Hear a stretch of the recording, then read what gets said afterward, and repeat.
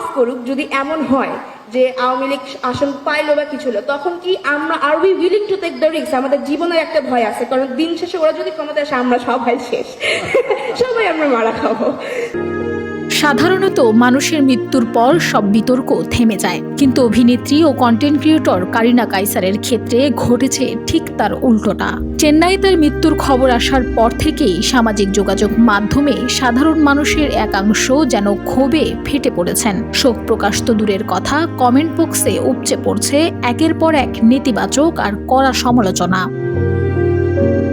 গত 15 মে ভারতের চেন্নাইয়ে চিকিৎসাধীন অবস্থায় শেষ নিঃশ্বাস ত্যাগ করেন কারিনা কাইসার। এই চরম শোকের মুহূর্তে জ্যেষ্ঠ অভিনেতা আব্দুল্লাহ রানা সদ্যপ্রয়াত এই অভিনেত্রীর জন্য শোক প্রকাশ করতে সাফ অস্বীকৃতি জানিয়েছেন। গণমাধ্যমের মুখোমুখি হয়ে আব্দুল্লাহ রানা স্পষ্ট জানিয়ে দেন তিনি কারিনার মৃত্যুতে শোক প্রকাশ করবেন না। তার মতে, প্রয়াত অভিনেত্রীর রাজনৈতিক অবস্থান তার ব্যক্তিগত আদর্শের সঙ্গে সম্পূর্ণ সাংঘর্ষিক। কারিনা কাইসার তার জীবন তার অল্প বয়সে মারা গিয়েছে, হয়তো আমার দুঃখ প্রকাশ করা উচিত, কিন্তু আমি করব না। তিনি বলেন, এই ইস্যু নিয়ে আমার কিছু বলার নেই, হয়তো আমার দুঃখ প্রকাশ করা উচিত, কিন্তু আমি করব না, কারণ তার রাজনৈতিক অবস্থান আমার আদর্শের সঙ্গে যায় না।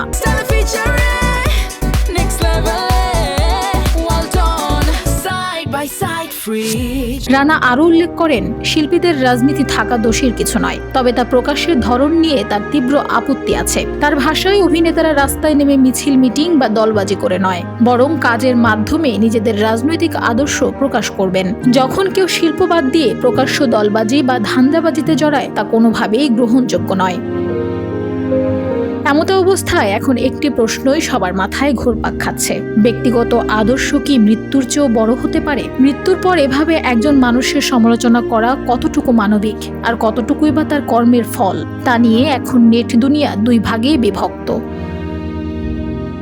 Desk report, Bangladesh bulletin.